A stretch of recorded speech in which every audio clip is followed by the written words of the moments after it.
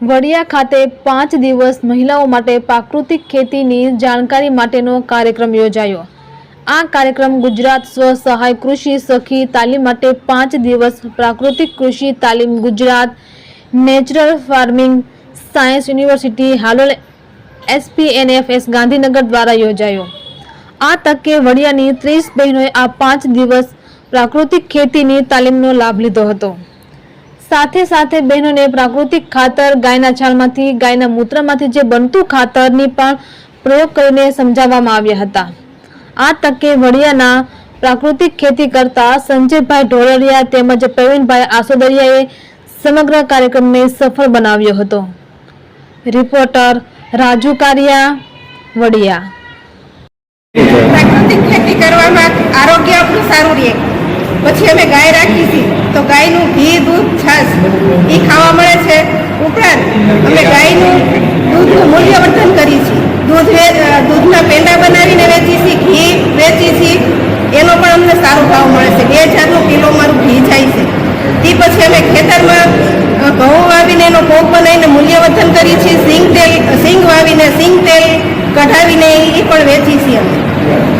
બેના ખેતીમાં તમે આ ઉપયોગ દેશી ખાતરનો એવો જ કરો છો? હા, દેશી ખાતર જીવામૃત બનાવીને અમે પાઈએ છીએ।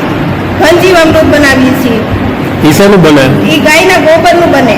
એટલે ગાય રાખીએ તો આપણે બધું સારું ખાવા મળે અને આપણી જમીન સુધરે। તો બધા બહેનો ગાયો રાખે તો સારું કહેવાય એમ। અને જો બહેનો જો ગાયું નહીં રાખે તો આપણી જમીન નહીં સુધરે। છે આપણે વડિયા ખાતે પ્રાકૃતિક ખેતી માટે મહિલાઓને તાલીમ, તો એ વિશે થોડી ટૂંકમાં અને સરસ માહિતી આપો। આજે આ પ્રાકૃતિક ખેતીની તાલીમનો મને વિચાર આવ્યો કે આપણે વડિયામાં રાખીએ। ભીખાભાઈને મેં વાત કરી કે આજે મારા ગામની અંદર જો બહેનો આવું પ્રાકૃતિક ખેતીનો વિચાર કરે તો સારું, આપણે કોશિશ કરીએ કીધું। એટલે મેં આ વડિયામાં ટ્રેનિંગનો વિચાર કર્યો અને ભીખાભાઈએ આ પણ પાડી દીધી કે સારું વડિયામાં ગોઠવો। હવે મારું નામ છે સંજયભાઈ ઢોલરિયા, ગામ વડિયા છે। આજે હું પ્રાકૃતિક ખેતી પણ કરું છું, માસ્ટર ટ્રેનર પણ છું અને જે આ તાલુકાનો સંયોજક પણ છું પ્રાકૃતિક ખેતીની અંદર। પણ 100% પ્રાકૃતિક ખેતી કરીએ અમે બંને માણસ અને સારી રીતે અમે સારું એવું કમાઈ છીએ। ઉત્પાદન ઓછું આવે તો પણ મૂલ્યવર્ધન કરીને સારું એવું કમાઈ શકીએ છીએ। એવું જે મારા જે ગુરુ છે પ્રવીણભાઈ આસોદરિયા, સુડાવડ ગામના સરપંચ છે, એની પાસેથી મેં આ બધું મેળવ્યું છે જ્ઞાન કે ખરેખર પેકિંગમાં કઈ રીતે વેચવું। આપણને કોઈ ઓળખતા નથી આપણા ઘરના સિવાય, તો એ આપણે વિષય જો લેવો હોય તો કેવી રીતે? તો કે સોશિયલ મીડિયાનો સહારો લ્યો। આપણે જો જે કરીએ છીએ દુનિયાને ખબર પડે તો આપણો માલ વેચાય।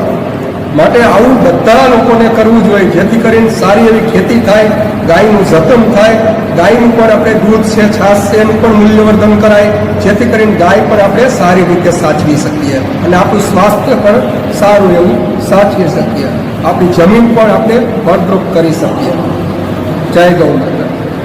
સર, આજનો કાર્યક્રમ છે 5 દિવસ પ્રાકૃતિક કૃષિ તાલીમ, તો એ વિશે થોડી માહિતી આપો ને। સરસ, બહુ સારું। હવે આ પ્રાકૃતિક કૃષિ બહેનોને કેમ ટ્રેન કરવાની વિચાર આવ્યો, તો અમે આગળ આ જ વાત કરતા હતા કે ભાઈ બહેનો જો સહયોગ ન આપે ત્યાં પ્રાકૃતિક ખેતી થતી નથી। જ્યાં જ્યાં બહેનોએ સહયોગ આપ્યો, દાખલા તરીકે અમારા સંજયભાઈ છે તો એમના ધર્મપત્ની પૂરેપૂરો સહયોગ આપે છે, તો સંજયભાઈ સારામાં સારું કમાય છે ને સારામાં સારું પ્રાકૃતિક ખેતી કરે। એવા જ અમારા પ્રવીણભાઈ બેઠા છે, એમના ધર્મપત્ની એને સહયોગ આપે છે, તો એ પણ સક્સેસફુલ છે અને સારામાં સારું કમાય છે, પ્રાકૃતિક ખેતી કરે છે। મારો દાખલો દઉં તો મારા ધર્મપત્ની એવું છે કે મને પૂરો સહયોગ આપે છે। જો બહેનોનો સહયોગ ન હોય તો પ્રાકૃતિક ખેતી થતી નથી। એટલે અમને એવો વિચાર આવ્યો કે બહેનોને ટ્રેન કરીએ। બહેનોમાં જો આ પ્રાકૃતિક ખેતીનો વિચાર આવી જાય, સારું ખાવાનો વિચાર આવી જાય, રસોડું તમારા હાથમાં છે, બનાવવાનું છે તમારા હાથમાં છે બધું, અમે તો ખાલી પકવીને તમને દઈએ છીએ, તો બનાવવાનું પછી સહયોગ આપવાનો, સહકાર આપવાનો, આ જો તમે આપતા થઈ જાઓ તો 100% આપણી પ્રાકૃતિક ખેતી થાય અને એમાં કોઈ જાતનો સંશય ન રહે। બીજું, પ્રાકૃતિક ખેતીમાં તો ફાયદા ઘણા છે, આપણે જોઈએ છીએ, આપણું આરોગ્ય સુધરે છે, આપણી જમીનનું આરોગ્ય સુધરે છે। પ્રવીણ આસોદરિયા છે। સમગ્ર ગુજરાતમાં જે મહિલાઓને પ્રાકૃતિક કૃષિની 5 દિવસીય જે શિબિર ચાલી રહી છે એમાં આજે વડિયા મુકામે હું એક ટ્રેનર તરીકે બહેનોની વચ્ચે અહીં આવ્યો છું.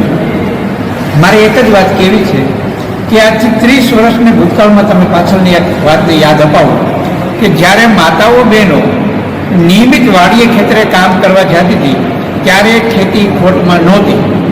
તો એનો સીધો અર્થ થાય છે કે માતાઓ બહેનોએ વાડીએ જવાનું બંધ કર્યું ત્યારથી આ ખેતી ખોટમાં જવા મળી છે. આ મનન મંથન અને વિચાર ફરી બહેનોમાં મૂકવા માટે ગુજરાત સરકારે પ્રાકૃતિક કૃષિ યુનિવર્સિટી હાલોલના માધ્યમથી સમગ્ર ગુજરાતમાં આવી 700 શિબિરો મહિલાઓની કરવાની, જેને 5 દિવસ ટ્રેનિંગ આપવાનો આ પ્રયોગ ગુજરાતમાં પ્રથમ વખત થઈ રહ્યો છે. અમારા આ બીજા આયોજનમાં મને એવું લાગી રહ્યું છે કે આનું પરિણામ ખૂબ સારું મળશે. ફરી બહેનો ખેતી તરફ એમનું ધ્યાન કરશે અને એ નફાલક્ષી ખેતી તરફ આગળ વધશે. બહુ સરસ જાણવા મળે છે. હવે મારે વિચાર એવું થયો છે મારે ગા રાખવી છે એમ. ઘરે જઈને મેં વિચાર કર્યો કે ગા મને લઈ દો કે હા કાંઈ વાંધો નહીં, અને એ બધું સરસ આપણે ચોખ્ખું બધું ખાઈ શકીએ, આપણી જમીની ચોખ્ખી રહીએ, એટલે આપણે ફળનો દવાની છંટકાવ કરી ન કરવાનો હોય તો એને સારી પેદાશ આવે, સ્વાસ્થ્ય આપણું સારું રહે.